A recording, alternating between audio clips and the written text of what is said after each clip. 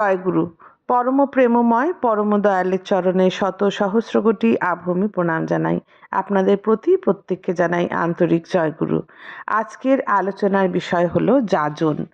যাজন প্রাণস্পর্শী হবে কখন, এই নিয়েই আজকের আলোচনা। একজন একদিন শ্রী শ্রী ঠাকুরকে জিজ্ঞাসা করেছিলেন, যাজন করতে গিয়ে 2-4 জনের কাছে যেভাবে কথা বলে খুব ভালো ফল পেলাম, সেইভাবে আর একজনের কাছে কথা বলতে গিয়ে হয়তো দেখলাম কোনো ফলই হলো না। যাজনের এমন কোনো নির্দিষ্ট কায়দা কি আছে যা প্রত্যেকের প্রাণের স্পর্শ হবে? সেরকম কি কোনো নির্দিষ্ট কায়দা আছে যা প্রত্যেকের কাছে প্রাণস্পর্শী হবেই? শ্রী শ্রী ঠাকুর তখন বললেন, প্রথম জিনিস হলো তার প্রতি ইন্টারেস্টেড হয়ে তাকে তোমার প্রতি ইন্টারেস্টেড করে তোলা। অর্থাৎ আমি যখন যাকে যাজন করছি, প্রথমে তার প্রতি আমার ইন্টারেস্টেড হতে হবে, তারপরে আমার প্রতি যাকে আমি যাজন করছি সে যেন ইন্টারেস্টেড হয়।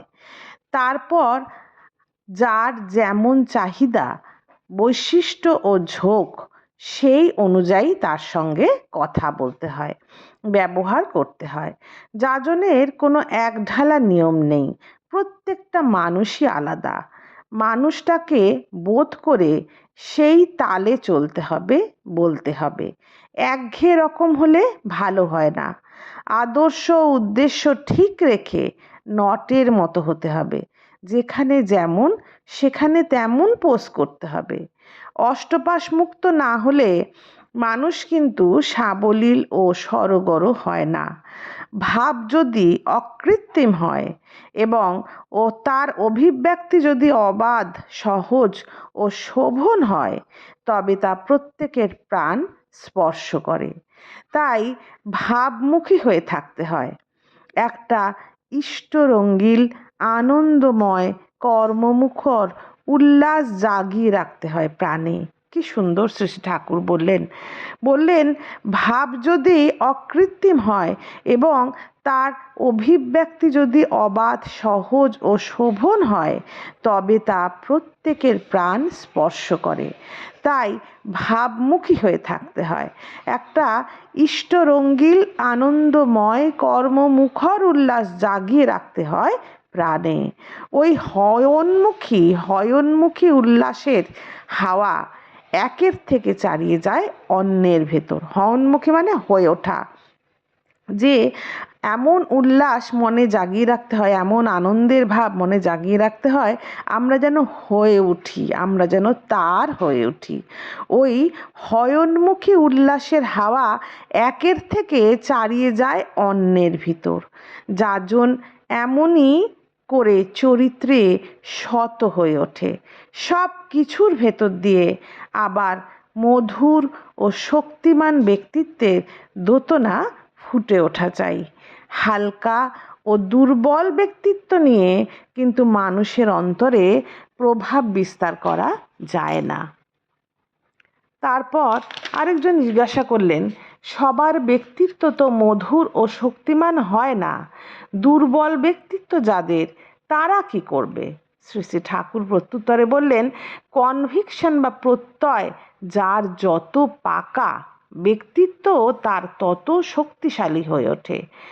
ইষ্টনিষ্ঠ, আত্মবিশ্বাস সম্পন্ন, কৃতি অথচ নিরহংকার যারা, তাদের মানুষ শ্রদ্ধা না করেই পারে না। কি বললেন? যারা ইষ্টনিষ্ঠ, আত্মবিশ্বাস সম্পন্ন, কৃতি অথচ নিরহংকার, তাদের মানুষ শ্রদ্ধা না করেই পারে না। দক্ষতা ও বিনয়, এই দুয়েরই সমাবেশ চাই। দক্ষতা আসে করার ভেতর দিয়ে, আর দক্ষতার ভেতর দিয়ে আসে আত্মপ্রত্যয়। তাই করিতকর্মা হওয়া লাগে, মঙ্গল কর্মে কৃতি হওয়া লাগে। কাজের লোক না হলে ব্যক্তিত্বের স্ফুরণ হয় না। অলস হয়ে থেকো না, ইষ্টকে মাথায় নিয়ে চলো, করো। জীবনের বিভিন্ন দিকে কৃতকার্য হয়ে ওঠো। ব্যক্তিত্ব দিন দিন প্রভাবান্বিত হয়ে উঠবে। একজন কথা প্রসঙ্গে হাসতে হাসতে বললেন, আপনার কথা যখন শুনি তখন মনে হয় আমি আপনার মনোমতো হয়ে উঠতে পারি, কিন্তু কাজের বেলায় দেখতে পাই ভেতরে অনেক গলদ, অনেক দুর্বলতা আছে। শ্রী শ্রী ঠাকুর তখন ডান হাতে তুড়ি দিয়ে বললেন, ও কিছু না, সেন্ট অগাস্টাইন এর কথা শোনোনি?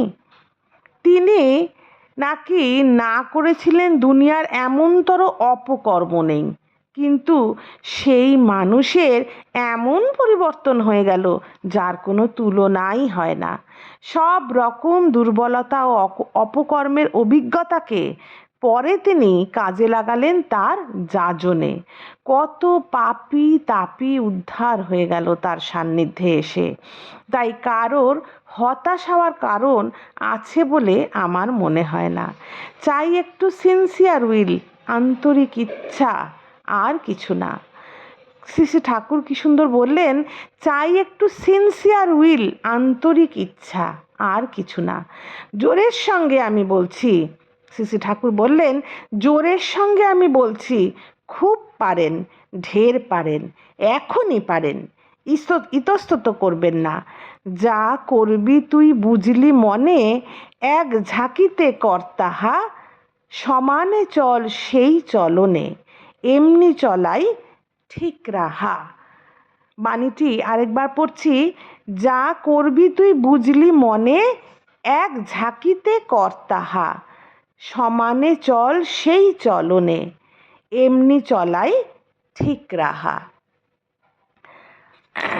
আরেক জায়গায় শ্রী ঠাকুর বললেন, প্রাণের ভিতর একটা আকুলি বিকুলি থাকা চাই যে আমি কেমন করে মানুষকে মঙ্গলের অধিকারী করে তুলব। তা থেকেই ফোটে যাজন। যাজন হওয়া চাই যুক্তি সন্দীপী নিশ্চয় প্রমাণের রকমে।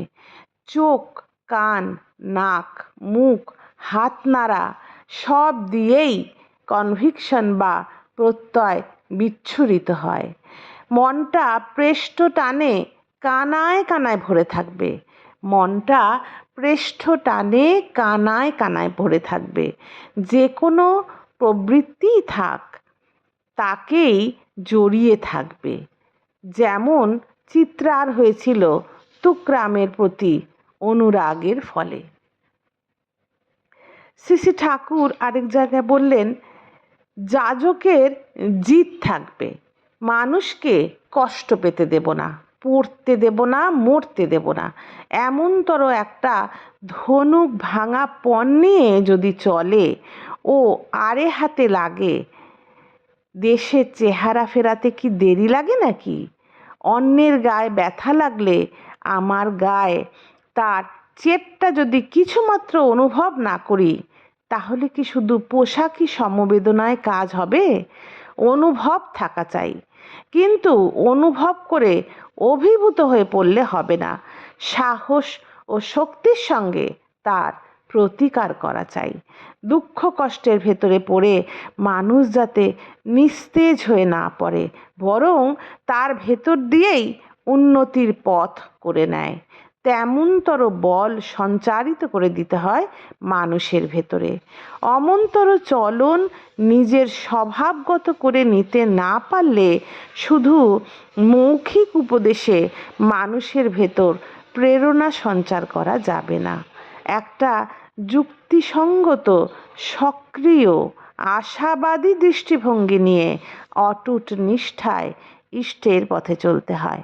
একটা যুক্তিসঙ্গত, সক্রিয়, আশাবাদী দৃষ্টিভঙ্গি নিয়ে অটুট নিষ্ঠায় ইষ্টের পথে চলতে হয়। এই চলন পরিবেশের ভিতর মঙ্গলের মধু ছেটাতে ছেটাতে যায়। তাই সবচেয়ে কার্যকরী যাজন হয় নিজের চরিত্র দিয়ে। আজ এতখানি থাক। জয় গুরু। বন্দে পুরুষোত্তম।